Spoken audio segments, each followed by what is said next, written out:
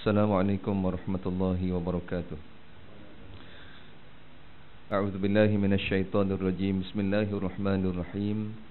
Alhamdulillahi rabbil alamin wassalatu wassalamu ala asyrafil anbiya'i wal mursalin wa ala alihi wa sahbihi ajma'in. Rabbi shrah li sadri wa yassir li amri wahlul 'uqdatam min lisani yafqahu qawli. Allahumma aftah alaina hikmataka wanshur alaina min khazaini rahmatika ya arhamar rahimin. Subhanaka la ilma lana illa ma 'allamtana innaka antal alimul hakim. La hawla wa la quwwata illa billahil aliyyil azim. La hawla wa la quwwata illa billahil aliyyil azim. La hawla wa la quwwata illa billahil aliyyil azim. Amma ba'd. Alhamdulillah, marilah kita sama-sama merafakkan syukur kepada Allah Subhanahu wa ta'ala.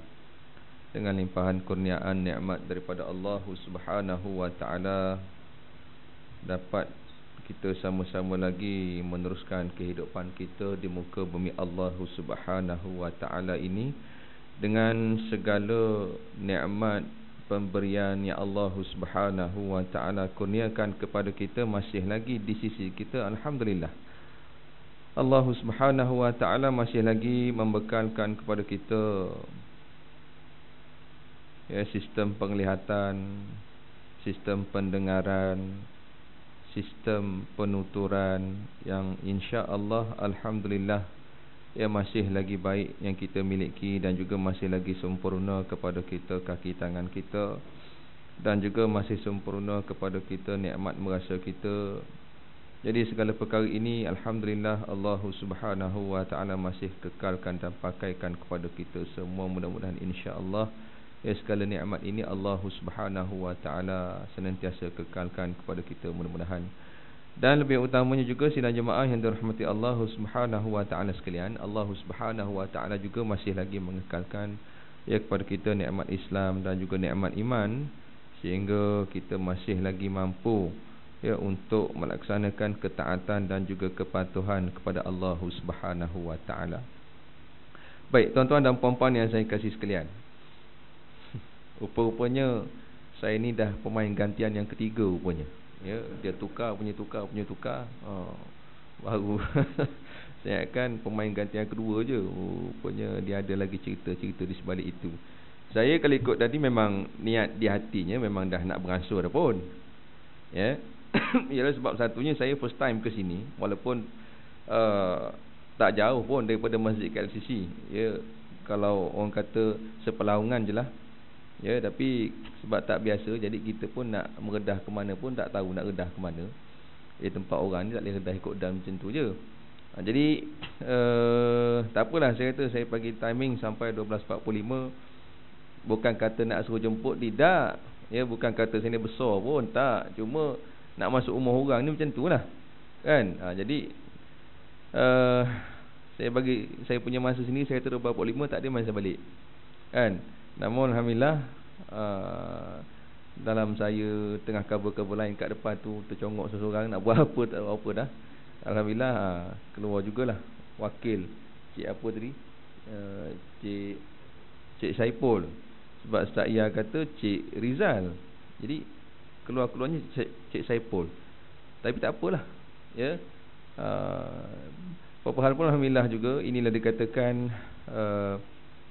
bila mana Allah Subhanahu wa ta'ala nak kata jadi lah. Jadi alhamdulillah dapat juga saya bersua muka dengan tuan-tuan dan puan-puan jemaah surau bangunan mobil ni, yang mudah-mudahan insya-Allah senantiasa diimarahkan, senantiasa diisikan dengan program-program dan juga pengisian-pengisian untuk kita senantiasa menjana jiwa dan juga keimanan kita kepada Allah Subhanahu wa ta'ala. Tapi dia memang ramai lagi ke atau memang seramai ini je? Ramai lagi? Belum masa rehat lagi? Ataupun pergi ngisi perut dulu? Isi perut dulu lah. Apa hal pun semaya-semaya juga, perut dulu diutamakan lah. Baik tuan-tuan dan puan-puan yang saya kasih sekalian, Ikut Cik Saipul kata minta buat pengenalan. Nak kenal apa ni? Saya Muhammad Radhi Abdul Ghani lah, nama yang diberi pada saya begitu. Dan saya bertugas di Jabatan Agama Islam Wilayah Jawi sebenarnya. Tahun 2008 saya mula bertugas dengan sektor kerajaan. Di bahagian pertamanya di bahagian perkahwinan dan juga pembangunan keluarga. Sebagai Tok Kadi, sama dengan Ustaz Ia lah. Saya dulu dengan dia sama tempat dan juga sama masa juga ditendang keluar daripada situ. Dan tahun 2011 saya bertukar ke bahagian pengurusan qaryah, bermula di Masjid Muaz bin Jabal, Taman Setiawangsa. Di situ setahun. Kemudian saya minta semula balik ke ibu pejabat, tapi tak sampai juga. Dia tersinggah dulu di Masjid Asy-Syakirin KLCC daripada tahun 2012 sehingga ke hari ini masih lagi di Masjid Asy-Syakirin KLCC lah. Itu serba ringkas lah berkenaan saya. Nama sebelum tu lagi saya bertugas juga di Bank Islam Malaysia Berhad daripada tahun 2005 sehingga 2008, 3 tahun, tak lama, di Darul Takaful HQ. Dan sebelum tu lagi juga pernah juga saya menjadi guru Jacob selama 2 minggu. Masuk Jacob 2 minggu, dapat offer bank, saya cabut pergi bank. Duduk bank 3 tahun, saya minta kerajaan, dapat kerajaan, saya cabut mari kerajaan pula. Lepas ni cabut ke mana wallahu alam lah. Sama ada cabut nyawa terus ke wallahu alam. Baik. Itu seberengkas mengenai saya menetap di Semenyih. Hari-hari berulang lah. Daripada Semenyih ke Masjid KLCC dengan motosikal je. Saya ni spesies manusia yang tak suka dengan jam. Jadi saya ambil pendekatan naik motor senang. Dan memang saya naik motor memang tak ada rupa ustaz lah bila naik motor begitu. Tak ada nak naik jubah apa semua. Bila naik motor dengan jaket, dengan helmet yang apa semua, jadilah sebagaimana orang biasa, kan? Motor tak besar, motor kecil je, kapcai je. Cuma saya modify sikit bagi laju. Nak jauh kan? Jauh. Sebenarnya KLCC ni jauh. Jadi kalau nak naik standard macam tu memang mengantuk lah. Saya ada masalah ngantuk juga. Naik kereta kan, naik motor. Pernah juga terlelap sekali-sekala. Cuma belum sampai masa lagi nak berlaku orang kata perkara-perkara yang tak diingini, na'udzubillah. Jadi nak tak nak kena bagi laju sikit lah. Jadi bila dah laju tu alhamdulillah rasa mengantuk pun kurang. Baik tuan-tuan dan puan-puan, dah habis lah. Itu cerita pasal saya. Anak baru nak masuk 7, isteri baru seorang. Dah habis. Cukup pasal saya. So untuk tengah hari ni tuan-tuan dan puan-puan yang saya kasih sekalian, berhenti berapa Zuhur Zuhur berhenti 1.30 lah. Okey, baik. Pada tengah hari ni saya cuma nak mengajak tuan-tuan dan puan-puan sidang jemaah yang saya kasih sekalian, untuk kita sama-sama merenungkan dan juga memerhatikan tentang beberapa perkara dalam kehidupan kita yang telah sama-sama kita lalui sepanjang kehidupan ini. Kita dah hidup di atas muka bumi Allah Subhanahu Wa Taala ni mungkin dah lama lah. Mungkin dah ada yang 20 tahun, dah 30 tahun, 40 tahun dan sebagainya. Namun kita takutnya kita jadi sebagaimana yang Allah Subhanahu Wa Taala firmankan dalam surah Ar-Rum ayat 7. Allah Subhanahu Wa Taala nyatakan, a'udzubillahi minasyaitonirrajim, ya'lamuna zahiran minal hayatid dunya wa hum 'anil akhirati hum ghafilun. Di mana pada ayat ini Allah Subhanahu Wa Taala beritahu, kita ni kebanyakan manusia ni, mereka ini tadi yang mengetahui, pakar, alim, hebat dalam hal yang zahir, hal berkaitan urusan dunia. Sama ada kita ini hebat, kita ini pakar, sama ada sebagai apa, sebagai CEO ke, sebagai accountant ke, sebagai apa lagi, sebagai orang buat bisnes, marketing ke dan sebagainya. Jadi kita memang ada kepakaran dalam perkara itu. Kita memang hebat dan kita dikatakan boleh kita katakan alim dalam bab-bab itu. Cuma yang risaunya, wahum 'anil akhirati hum ghafilun. Cuma yang kita risaukan pada hari ini sidang jemaah yang dirahmati Allah Subhanahu Wa Taala, dalam hal berkaitan akhirat kita ni bagaimana? Takutnya sebagaimana ayat Allah Subhanahu Wa Taala nyatakan ini, dalam hal berkaitan akhirat ghafilun, kita lupa. Kita lupa. Namun saya yakin tuan-tuan dan puan-puan yang ada di hadapan saya pada tengah hari ini, insya-Allah mudah-mudahan tidaklah termasuk dalam kelompok itu. Sebab kalau berada dalam kelompok itu, dia tak akan datang surau. Waktu rehat begini, sama ada dia membuta pun boleh jadi, kan? Dia pergi cari tempat nak makan sedap-sedap pun boleh jadi, kan? Dia tak akan datang surau. Dia tak akan terpanggil, tidak akan diberikan kemudahan untuk datang surau. Tapi alhamdulillah, kita pada hari ini yang ada di surau ini, mudah-mudahan harapan saya kita tidaklah termasuk dalam kelompok itu. Mudah-mudahan kita tidaklah termasuk dalam kelompok manusia yang hanya leka, asyik dengan urusan dunia semata-mata, sehingga menyebabkan kita lupa dengan akhirat kita. Sebab realitinya, sidang jemaah yang saya kasih sekalian, hidup di atas muka bumi ni tak lama pun sebenarnya. Bahkan baginda Rasul sallallahu alaihi wasallam sendiri menyebutkan, kun fid dunya ka'annaka gharib aw 'abir sabil.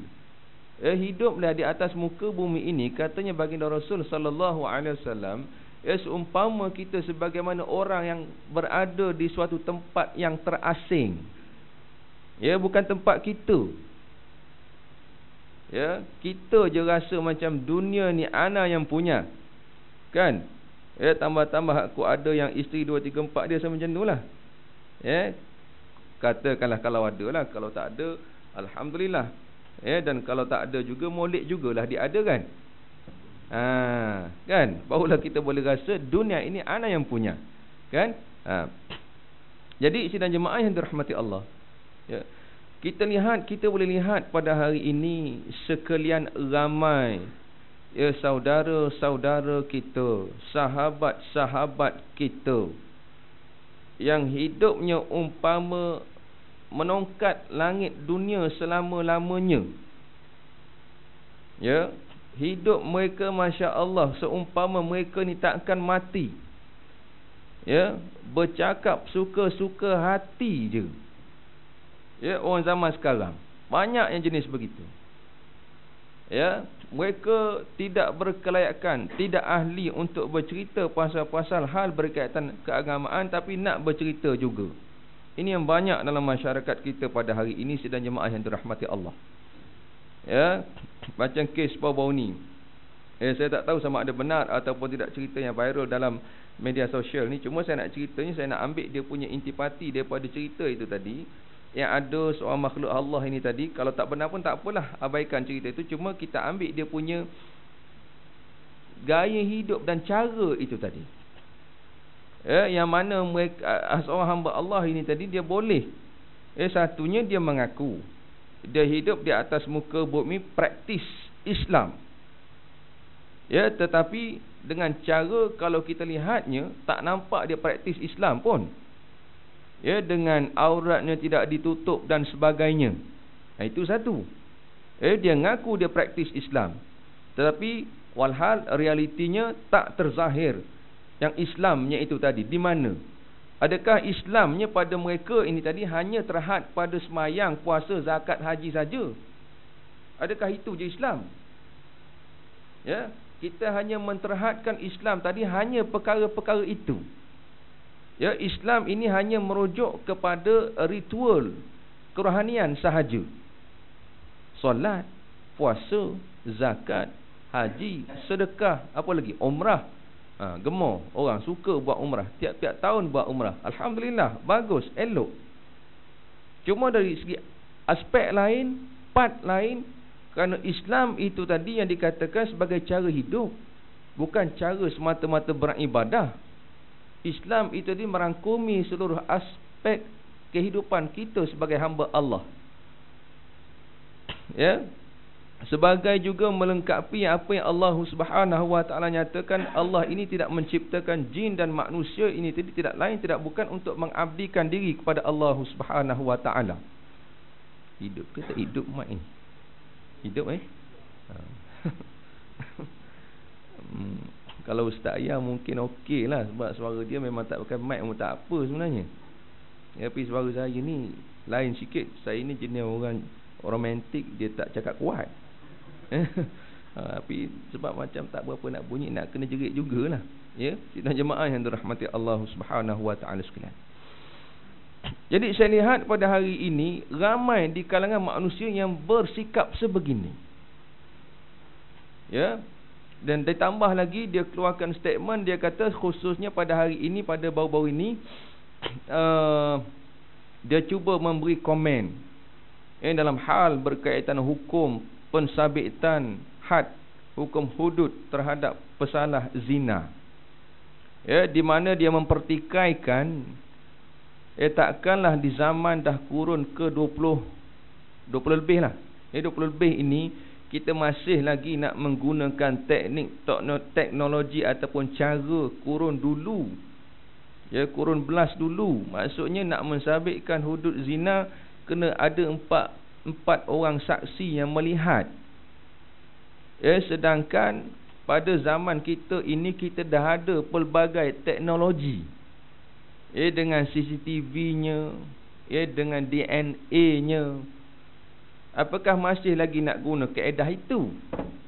Jadi sangat-sangat tidak relevan kaedah itu. Dan lebih malang lagi dia berani keluarkan statement kalau betul lah, ya. Dia tak nak hidup di bawah sistem perundangan, sistem jenayah Islam. Memang parah. Banyak makhluk yang begini pada hari ini. Makhluk yang meletakkan akal itu mengatasi wahyu Allah Subhanahu wa taala. Banyak manusia yang cuba nak mengasimilasikan wahyu itu tadi dengan cara pemikiran mereka. Bukannya dia cuba nak mengasimilasikan wahyu itu tadi supaya dia nak mengasimilasikan pemikiran mereka tadi selari dengan kehendak wahyu. Tak. Dia cuba nak juga ke mana pun wahyu itu tadi jadi sebagaimana yang mereka fikir.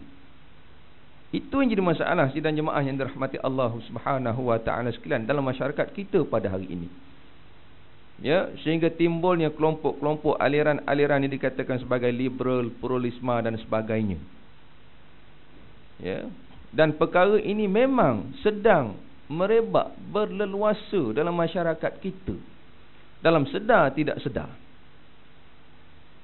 Ya, dan lebih risaukan juga apa persediaan kita yang kita buat untuk berhadapan dengan cabaran-cabaran sebegini pada zaman ini.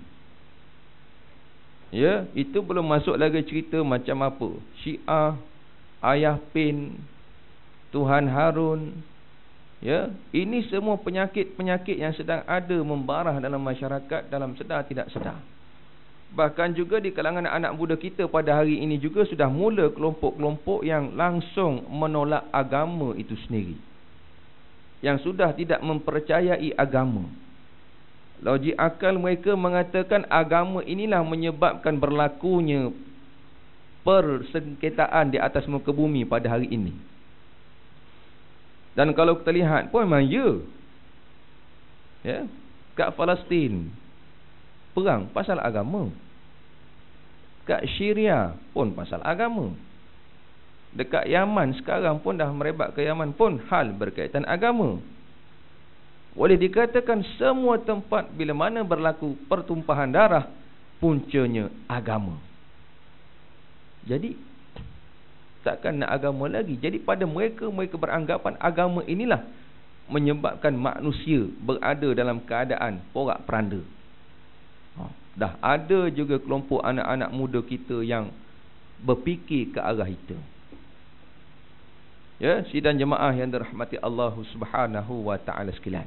Jadi apa yang kita perbuat? Apa persediaan kita dalam hal berkaitan perkara ini khususnya? Dalam kita nak mendepani cabaran kita di akhir zaman ini. Ya, kita pada hari ini sidang jemaah yang dirahmati Allah, kita sudah pun berada dikatakan sebagai di fasa terakhir umur dunia ini tadi. Dan fitnah-fitnah akhir zaman ini pelbagai dan bermacam-macam ragam. Ya, fitnah akhir zaman ini khawatir juga kita, takut juga kita, kita belum tentu terselamat daripada fitnah-fitnah akhir zaman ini tadi. Ya, jadi apa yang saya cuba nak nyatakan di sini sidang jemaah yang dirahmati Allah Subhanahu wa taala sekalian, ya, supaya kita senantiasa semak-semak dan juga belik-belik diri kita pada hari ini. Ya, hal berkaitan janganlah sesekali kita merasa dah selesa dengan apa yang kita ada pada hari ini. Jangan sesekali kita merasa berada di zon selesa lah dah dengan nilai hidup kita sebagai hamba pada hari ini. Adakah kita sudah benar-benar yakin bahawasanya kita akan kembali semula kepada Allah Subhanahu wa taala dalam keadaan yang baik dan bahagia? Kembali kita semula dalam keadaan yang diredai oleh Allah Subhanahu wa taala. Kembali semula kita kepada Allah Subhanahu wa taala di negeri akhirat kelak, tanpa menerima segala kesengsaraan, kedahsyatan di hari akhirat kelak. Ya, jangan sesekali kita merasa dah okey dah dengan apa yang kita buat pada hari ini. Maksudnya kita merasa selesa dengan kita dah boleh berjemaah 5 waktu sehari semalam. Kita dah merasa selesa dengan kita dah boleh membaca Al-Quran, tak tinggal sehari tu paling koman pun kita baca jugalah semuka contoh. Ya, kita dah merasa selesa dah. Kita pada hari ini dah boleh berzikir, alhamdulillah. Ya, kita juga dah merasa selesa kita pada hari ini dah boleh istiqamah, kekal bersedekah contohnya. Ya, sidang jemaah yang dirahmati Allah Subhanahu wa taala sekalian. Ingat, Allah Subhanahu wa taala bukan semata-mata akan melihat kepada perkara itu. Ya, nilaian segala perkara yang kita buat tadi bukanlah bergantung kepada banyak sikit yang kita buat. Yang akan dilihat, dinilai oleh Allah Subhanahu wa taala adalah kualiti amal yang kita buat itu tadi. Dan bila merujuk kualiti amal, dia akan merujuk kepada hati kita. Di situlah tempat yang akan dilihat oleh Allah Subhanahu wa taala. Hati kita tu bagaimana? Datang berjemaah ke Masjid Surau ini kerana apa? Ya, adakah kerana tak ada apa nak buat kat atas kat pejabat, so datanglah surau? Ya, kok untung ada ustaz datang boleh buat lawak, okey ya. Kan? Boleh dengar ustaz buat lawak, boleh gelak-gelak. Kan? Ataupun nak keluar malas. Nak duduk pejabat pun nak tidur tak sedap. Jadi datang surau lah dengan aircon apa semua. Kemudian ada pula orang tolong macam mendodoikan kita. Kan? Betul. Saya tak nafikan ya. Di antara tempat yang paling sedap untuk tidur adalah dalam masjid dan juga waktu khutbah. Memang syok. Ya, tak tahu pasal apa. Pelik. Ya. Bukan nak kata tuan-tuan perempuan lah. Kerana saya sendiri pun kalau time tak bertugas baca khutbah, kalau duduk bawah tu angguk jugalah sikit-sikit. Kan? Kalau tak sikit banyak. Kan? Mula daripada awal hangguk, lepas tu berhenti doa sekejap antara dua khutbah tu, lepas tu sambung khutbah tu, angguk balik. Kan? Lepas tu celik-celik mata, oi, kejap pula khutbah hari ni ya. Biasa begitulah. Orang tanya cerita apa khutbah tadi? Entah. Kan? Aku dah fana. Dah masuk alam lain dah. Tak sedar apa dah. Ya, menghayati khutbah tadi tu sampai hilang. Hilang di dunia tu. Ya. Nah, itu tak dinafikan lah. Macam mana? Kan? Mungkin penat dan sebagainya. Tak boleh dinafikan. Ya.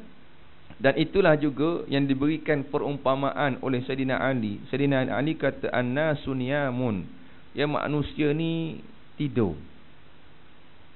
Ya, manusia ini kebanyakannya tidur. Terlena, terleka, terasyik.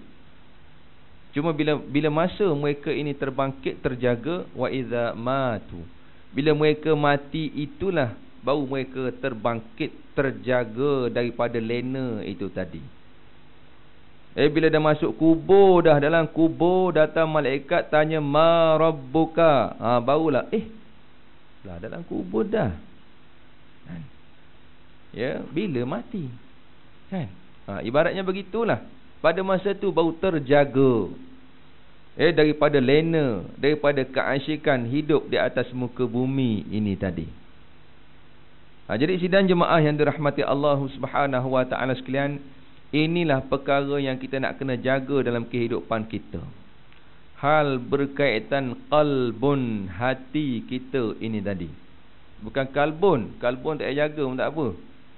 Kan? Ada beza besar tu. Kalbun dan juga qalbun. Kaf dan juga qaf. Salah sebut kaf, dia takkan jadi hati. Ya. Dia akan jadi anjing. Tahu? Tu kalau kalbun. Sebut betul-betul. Nak jadi hati kena qalbun, baru jadi hati. Huruf qaf, ya, jangan sebut ka. Kalbu, ya.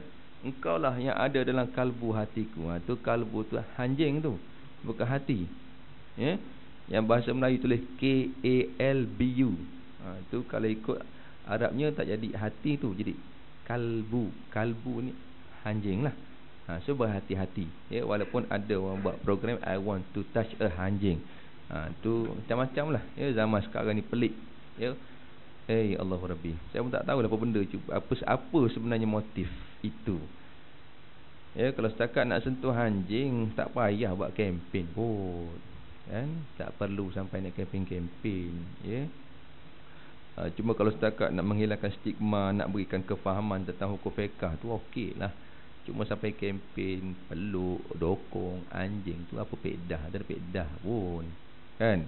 Banyak lagi benda boleh dokong. Kan kita sebagai suami dokonglah bini, ada gak pahala insya-Allah, kan? Cuma bini nak dokong suami tak boleh lah kot, berat sikit, kan? Jadi sidang jemaah yang dirahmati Allah, ya, hal kehidupan kita pada hari ini bagaimana? Sebab disebutkan juga, bahkan Allah Subhanahu wa taala juga telah bersumpah demi masa yang walhal sebenarnya manusia ini berada dalam keadaan kerugian. Iaitu sumpah Allah Subhanahu wa taala, ya, dalam suratul Asri, ayat yang surah yang selalu kita baca. Memang kerap kita baca. Dia setiap kali habis mesyuarat, habis perjumpaan, habis apa sekalipun, kita akan katakan marilah kita sama tangguhkan majlis kita ini dengan membaca suratul Asri. Betul lah tu, bagus, elok sangat. Memang itulah amalan para sahabat dan sebagainya, ya. Bahkan disebut dalam satu riwayat di mana disebutkan bahawasanya dua orang sahabat ini, mereka tidak akan berpisah selepas bertemu kecuali selepas, ya, mereka ini saling membacakan suratul Asri, nak beri ingat. Jadi sidang jemaah yang dirahmati Allah Subhanahu wa taala sekalian, ya, kalau kita merujuk kepada suratul Asri ini tadi, bahkan disebutkan oleh Imam Syafi'i rahimahullahu taala, ya, bahawasanya suratul Asri ini mempunyai suatu pemahaman, mempunyai suatu pengertian yang sangat-sangat besar dalam kehidupan kita. Ya, suratul Asri ini tadi kalau diumpamakan oleh Imam Asy-Syafi'i, dia gambarkan umpama, ya, sekiranya Quran ini, ya, tak turun dah surah lain, ya, dan dengan suratul Asri ini pun sebenarnya sudah pun memadai dan mencukupi jika dihayati betul-betul. Nak ceritakan betapa besarnya makna dan juga pengertian suratul Asri ini dalam kehidupan kita, untuk menjamin kita tidak berada dalam keadaan rugi, untuk menjamin kita insya-Allah mudah-mudahan kembali kita ke negeri akhirat kelak dalam keadaan yang diridai oleh Allah Subhanahu wa taala. Ya, tapi kita pada hari ini sidang jemaah yang dirahmati Allah, kita membaca Al-Quran. Namun sejauh mana penghayatan kita terhadap isi kandungan Al-Quran? Sejauh mana pengamalan kita terhadap isi kandungan Al-Quran? Ya, sejauh mana kita belajar Al-Quran ini tadi, selain belajar cara membaca Al-Quran, belajar juga kita ilmu-ilmu, pengajaran-pengajaran yang terkandung di dalam Al-Quran. Ataupun risau juga kita, takut kita menjadi sebagaimana yang Allah Subhanahu wa taala nyatakan, ya, apakah kamu tidak memerhati, tidak bertadabbur dengan Al-Quran? Am ala qulubin aqfaluha. Apakah di atas hati kita ini sudah ada suatu penutup yang menghalang untuk kita ini melihat, menerima kebenaran yang ada di dalam Al-Quran? Itu yang kita risau. Ya, sekali lagi berkaitan hati kita. Ya, andai hati kita ini tidak jaga betul-betul sidang jemaah yang dirahmati Allah. Kita semua maklum hati kita ini, qalbun kita ini perkara yang boleh berkarat. Perkara yang boleh kotor. Ya, perkara yang boleh disaluti, diselaputi dengan noda-noda dosa kita. Ya, perkara ini sudah pun dimaklumi oleh kita semua sebagaimana yang kita faham daripada hadis Rasul sallallahu alaihi wasallam. Ya, bila kita buat satu perkara dosa, maka titik-titik hitam akan menodai hati kita. Ya, bahkan kata juga ulama, ya, hati ini boleh berkarat dengan dua perkara, satunya dengan dosa dan keduanya dengan ghaflah, dengan kelalaian kita kepada Allah Subhanahu wa taala. Kan? Jadi kalau hati kita tak jaga sidang jemaah yang dirahmati Allah Subhanahu wa taala sekalian, ya, sekali lagi juga kita risaukan sebagaimana pada awal-awal ayat surah Al-Baqarah Allah Subhanahu wa taala ada menyebutkan, ya, ada di kalangan manusia mengaku beriman kepada Allah Subhanahu wa taala. Beliklah ni di awal surah Al-Baqarah. Ya, awal surah Al-Baqarah sudah habis yang page mula-mula tu. Belik page yang kedua tu, di situ ada yang bermula pada ayat wa minan nasi man yaqulu amanna billah, sampai akhir. Ya, di situ Allah Subhanahu wa taala menyebutkan ada di kalangan manusia ini yang mengaku beriman kepada Allah, mengaku beriman dengan hari akhirat, tapi yang sebenarnya wama hum bimu'minin, walhal sebenarnya dia tidak beriman pun. Ya, dia cuma mengaku tadi, mungkin dia ingat bila dia mengaku dia boleh memperdaya Allah Ta'ala, itu satu. Kan, saya beriman dengan Allah. Mulut, banyak manusia macam tu. Ya, saya beriman pada Allah Ta'ala. Tapi dari segi amalannya, penzahiran iman itu tadi mana? Mana penzahiran iman itu tadi? Ya, iman tadi kalau ikut definisinya membenarkan dengan hati, itu satu. Iqrar dengan lisan, dua. Dan juga diterjemahkan dengan amal dengan anggota tubuh badan kita, barulah sempurna iman itu tadi. Kalau setakat ikrar dengan lisan saja, tak sempurna iman. Hak ramai je pada ini begitulah. Ya, saya beriman pada Allah Ta'ala walaupun nampak saya rupa macam ni, ya, rupa saya macam tak semenggah macam ni, tapi hati saya senantiasa pada Allah. Ramai. Kan? Ya, banyak manusia yang begitu pada hari ini. Yang mana mereka berangan-angan, mereka hanya beranggapan mereka je beriman pada Allah Ta'ala. Ya, tapi walhal sebenarnya mereka tidak membuktikan keimanan itu yang sebenar-benarnya. Kalau kata benar mereka beriman pada Allah Subhanahu wa taala, buktikan. Dengan cara apa? Taat perintah Allah, jauhi larangan Allah Taala. Itulah baru betul-betul beriman. Tapi ramainya pada hari ini begitulah. Ngaku saja. Tapi apa kata Allah Taala? Fi qulubihim maradun fazadahumullahu marada. Ya, orang yang sebegitu pada hati mereka ada penyakit, hati mereka sakit, dan Allah Ta'ala akan menambah-nambah lagi sakit hati mereka ini tadi, penyakit hati mereka ini tadi. Ya, sidang jemaah yang dirahmati Allah Subhanahu wa Ta'ala sekalian. Jadi jaga-jagalah kita hal perkara berkaitan hati ini tadi.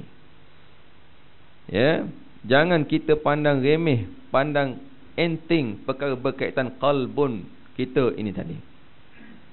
Ya, kerana perkara inilah juga yang disebutkan oleh baginda Rasul sallallahu alaihi wasallam, andai kata baik seketul hati ini tadi, maka baiklah keseluruhannya. Andai kata rosak hati ini, rosaklah keseluruhannya. Ya.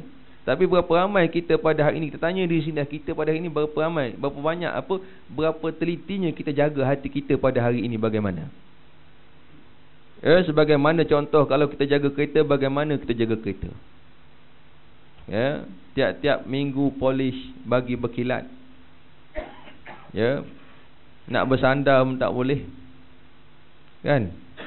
Jaganya kita perkara dunia kita. Ya, kalau kakak-kakak kita lagi lah jaga mukanya, jaga sungguh. Ya, segala macam alat-alat solid tempek, raniagolnya, kuh putih. Nak putih, kuh putih, ke putih. Putih lah. Kalau putih, putih lah. Ya, jaganya muka ini tadi. Ya, tapi hati berapa ramai yang jaga hati pada hari ini? Ya, berapa ramai yang merawat hati pada hari ini? Ya, tapi sebab hati ni benda kita tak perasan, kita tak sedar. Ya, kita just macam tu je lah. Walhal hati inilah yang kita nak kena sentiasa gilap dan juga polish, supaya senantiasa bersinar-sinar, supaya mudah dan senang untuk menerima pancaran nur Allah Subhanahu wa ta'ala. Cara macam mana? Kata ulama, bizzikr, dengan zikrullah, itu satu. Wal istighfar, dan juga dengan mohon keampunan kepada Allah Subhanahu wa ta'ala. Kan? Sidang jemaah yang dirahmati Allah Subhanahu wa ta'ala sekalian. Ya. Jadi bila sebut zikir, itu satulah. Ya, berapa banyak kita zikir pada hari ini? Ya. Zikir apa yang kita buat? Disebutkan oleh baginda Rasul sallallahu alaihi wasallam, dianjurkan, disarankan oleh baginda Rasul sallallahu alaihi wasallam, dengan afdal zikir, yakni la ilaha illallah. Disebutkan dalam satu hadis, baginda Rasul bersabda, alaikum bila ilaha illallah wal istighfar. Hendaklah ke atas kamu dengan zikir la ilaha illallah dan juga beristighfar. Tapi stigma orang Melayu kita bila la ilaha illallah, satunya orang dah nak mati, kemudiannya orang yang dah mati. Kan? Itu perangai orang kita lah. Itu kebiasaan orang kita. Dalam keadaan biasa, jarang dia buat zikir la ilaha illallah. Ya, walhal perkara inilah yang disunnahkan, ditunjukkan oleh baginda Rasul sallallahu alaihi wasallam. Besar sangat fadilatnya. Dalam hadis yang sama juga disebutkan bahawasanya Iblis mengatakan, sesungguhnya aku merosakkan manusia bidzunub. Aku menjahanamkan manusia dengan mengajak mereka melakukan dosa. Ya, tetapi aku ini boleh musnah, ya, dengan la ilaha illallah wal istighfar. Ya, aku ini boleh lemah. Ya, kita katakan lemah lah. Ya, bila makna manusia ini berzikir la ilaha illallah dan juga beristighfar. Namun itu saya kata, sidang jemaah yang dirahmati Allah, syaitan ini tidak akan berputus asa dalam perjuangan mereka. Apa perjuangan syaitan? Mencari seramai mungkin teman untuk dijadikan teman sepenerakaan mereka. Itu perjuangan syaitan. Allah Subhanahu wa ta'ala sebutkan juga, inna syaitana lakum aduwwan fattakhidhuhu aduwwa innama yad'u hizbahu liyakunu min ashabis sa'ir. Syaitan ini bagi kamu musuh. Fattakhidhuhu aduwwa, maka jadikanlah syaitan ini benar-benar musuh. Kerana syaitan ini tak ada kerja lain, kerjanya hanyalah mencari hizbahu, pengikut-pengikut teman, untuk dijadikan sama-sama dengannya di neraka Allah Subhanahu wa ta'ala. Kan? Jadi syaitan kata dia boleh musnah, dia boleh lemah bila mana la ilaha illallah wal istighfar, dan juga dengan istighfar pada Allah Subhanahu wa ta'ala. Cuma sebabkan sifat mereka tidak berputus asa ini tadi, nak juga merosakkan manusia. Namun syaitan kata, bila mana dia melihatkan perkara itu, bila mana melihatkan perkara bila manusia berzikir la ilaha illallah wal istighfar, mereka akan musnah. Maka syaitan kata, ahlaktuhum bil ahwa, aku akan merosakkan mereka pula dengan hawa nafsu. Wahum yahsabun annahum muhtadun. Ya, dengan cara hawa nafsu ini tadi syaitan merosakkan dengan cara macam mana? dengan cara kita tadi, bila nafsu ini tadi yang ada dalam diri kita, sifat kita memang kita nafsu. Ya, jadi dengan nafsu ini tadi syaitan merosakkan bagaimana? Dengan cara kita merasakan, kita anggap kita ini berada dalam keadaan yang diberi petunjuk oleh Allah Subhanahu wa taala. Kita anggap saja, kita duk perasan saja. Dengan nafsu kita ini tadi. Yang tadi itulah, berbalik kepada perkara yang jangan kita rasa selesa dah dengan apa yang kita perbuat pada hari ini. Kita dah boleh bersolat 5 waktu sehari semalam. Kita dah boleh membaca Al-Quran. Kita dah boleh berzikir.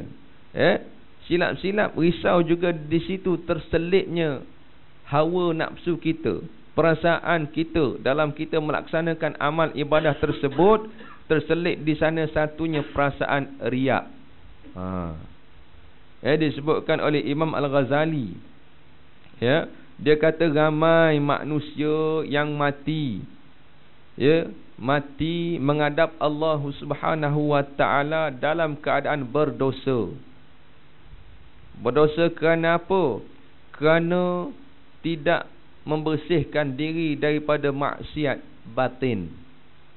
Apa maksiat batinnya? Termasuk tadi itulah, riak, takabur, perasaan dengki, sombong, ujub dan sebagainya. Banyak lagi. Jadi syaitan akan merosakkan kita dengan cara itu pula, sidang jemaah yang dirahmati Allah Subhanahu wa taala sekalian. Kita rasa kita boleh datang surau ni, kita rasa hebat lah, rasa bangga. Kita dah suka, kita dah iltizam, kita kata kita nak baca Quran. Jadi syaitan bila orang macam gitu, dia tak ada peluang dah rasanya untuk dia sekat, kau jangan baca Quran. Dia tak akan tahan. Sebab kalau dia tahu dia tahan, dia akan dapat. Jadi caranya macam mana? Engkau bacalah Quran. Kau baca banyak-banyak. Kau baca kuat-kuat, nanti orang boleh dengar kau baca Quran. Nanti orang tahu engkau ni suka baca Quran. Jadi orang tahu engkau ni seorang yang bagus. Engkau ni seorang istiqamah baca Quran. Kau kena solat sunat selepas zuhur. Jadi sebelum zuhur, selepas zuhur kau kena solat sunat. Nanti orang akan tengok engkau ni bagus. Boleh sembahyang sunat, istiqamah sembahyang sunat. Syaitan masukkan rasa-rasa sedemikian.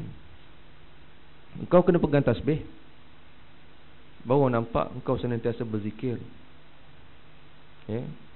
Barulah terzahir pada orang engkau ini memiliki akhlak yang mulia. Engkau ini seorang yang suka beramal ibadah. Nampak? Dia akan merosakkan kita dengan jalan-jalan sedemikian.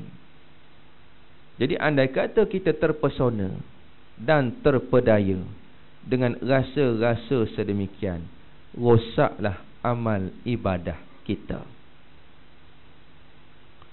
Amal ibadah sedemikian tak akan sampai kepada Allah Subhanahu wa taala. Itu sebab Imam Ghazali kata ramai manusia yang mati balik menghadap Allah Subhanahu wa taala dalam keadaan berdosa. Kenapa? Kerana sifat-sifat itu tadi. Sidang jemaah yang dirahmati Allah Subhanahu wa taala sekalian. Tak apa. So kita pusing-pusing nak landing dah lah ni.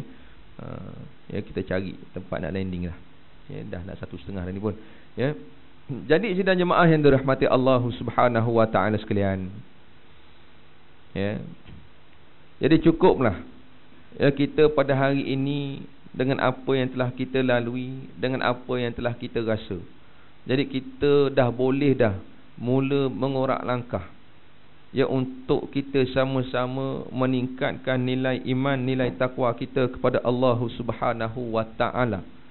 Dengan kita pada hari ini bermula sedaya upaya untuk membenihkan dalam diri kita satu sifat yang penting dan utama, yakni sifat ubudiyah, kehambaan kita kepada Allah Subhanahu wa taala.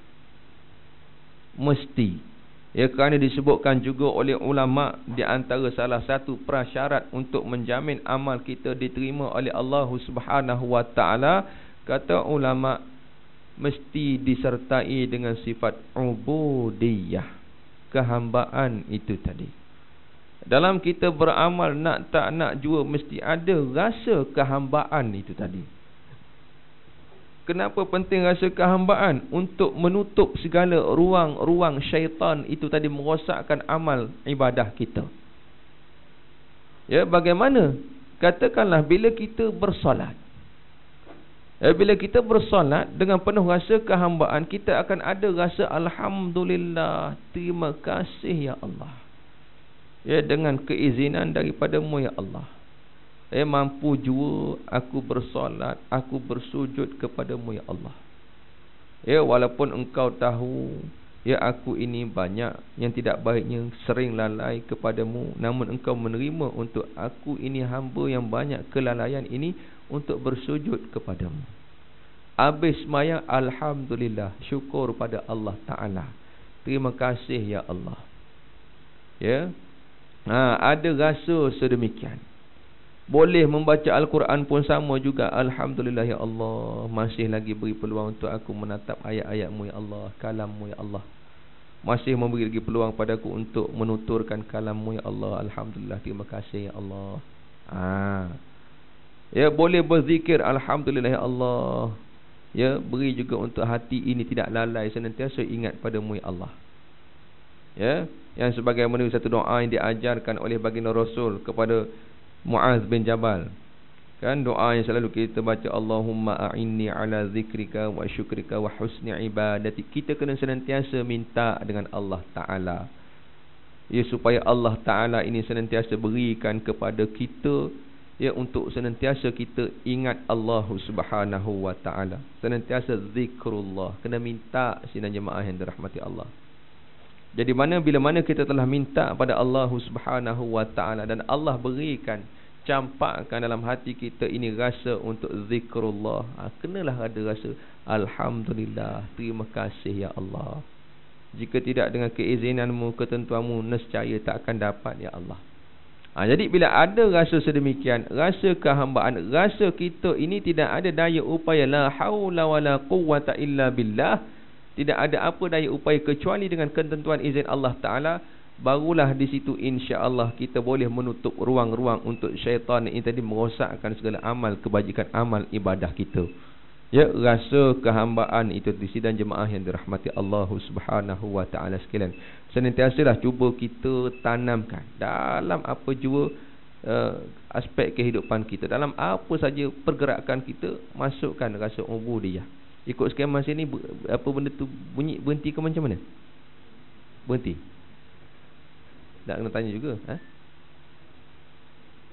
Oh, soalan. Oh, boleh jap. Tak, saya tanya kalau dah bunyi tu kena berhenti terus, saya nak berhenti je lah. Kalau macam tu, sidang jemaah yang dirahmati Allah Subhanahu wa Ta'ala sekalian, begitulah serba ringkas, ya, peringatan, ya, khususnya untuk saya sendiri dan juga untuk sidang jemaah yang saya kasih sekalian, agar kita sama-sama dapatlah, ya, kita memperbaiki, ya, nilai, ya, kita ini sebagai hamba. Mudah-mudahan kita ini meningkat dari satu kedudukan kepada satu kedudukan yang lebih baik, agar kita ini menjadi hamba Allah yang beriman dan juga bertakwa kepada Allah Subhanahu wa Ta'ala. Wallahu alam. Soalan tadilah.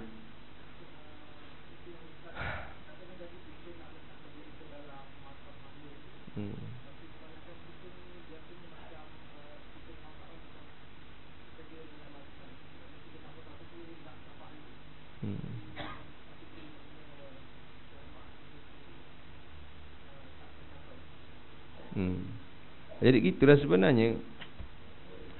Kalau ikut konsep hamba ni sebenarnya, kalau ikut resam dunia pun, seorang hamba ni dia buat kerja bukan untuk upah pun sebenarnya. Ya, sebab hamba ada upah ke? Rasa saya tak ada sebenarnya. Bila sebut hamba ni, memang dia akan buat kerana itulah satu tugasannya sebagai hamba, ya, yang mereka nak tak nak kena buat dalam aspek kemanusiaan itu tadi. Jadi sebagai hamba ini, kalau ikutkan, dia tak layak pun untuk menuntut apa-apa upah. Ya. Sebab hamba itu sendiri pun segala kehidupannya sudah ditanggung oleh tuannya itu tadi. Jadi kalau kita nak cuba samakan juga dengan kita sebagai hamba kepada Allah Subhanahu Wa Taala, itu tadi pun sebenarnya walaupun satu prinsipnya memang segala amal kebajikan yang kita buat ini tadi diberikan ganjaran pahala oleh Allah Subhanahu Wa Taala, itu pasti insya-Allah. Cuma lebih mulia dan lebih baik, walaupun tidaklah menjadi satu kesalahan di sisi ulama, maksudnya kita buat amal itu untuk menuntut pahala, tidak menjadi satu kesalahan. Cuma adalah lebih baik kalau kita buat satu amal itu tadi tidak lain tidak bukan kerana satunya terima kasih kita kepada Allah Subhanahu Wa Taala telah berikan segala-galanya kepada kita. Ya, sebagaimana yang telah ditunjukkan oleh baginda Rasul sallallahu alaihi wasallam dalam satu kisah yang menceritakan bagaimana baginda Rasul ini bersolat, dikatakan sebagai apa, sehingga bengkak kaki baginda Rasul sallallahu alaihi wasallam. Jadi bila ditanya kenapa sampai demikian rupa, dijawab oleh baginda Rasul, kenapa tidak boleh ke afala akuna abdan syakur, tidak boleh ke aku ini nak menjadi seorang hamba yang bersyukur, yang berterima kasih. Ya, cuma gitulah pada saya lebih baik kita cuba mengelakkan untuk buat satu perkara ini dengan harapan dapat upah banyak ya. Sama juga pada hari ini yang jenis yang zikir sampai 10,000, 20,000, pasal apa nak cari batu geliga. Kacau. Ada. Ya, nak dapat hikmat-hikmat boleh terbang dan sebagainya. Kan? Zikir banyak tak Nabi kan? 10,000, 20,000, 30,000, insya-Allah hebat. Tapi zikir tu untuk apa? Kan, seboleh-bolehnya kita cuba sedaya upaya, selain kita diberikan ganjaran oleh Allah Subhanahu Wa Taala, buat juga kita amal ini tadi untuk mencari redha Allah Subhanahu Wa Taala. Ya, sebagai tanda kita ni Allah Taala dah beri dah segala-galanya. Inilah kewajipan kita sebagai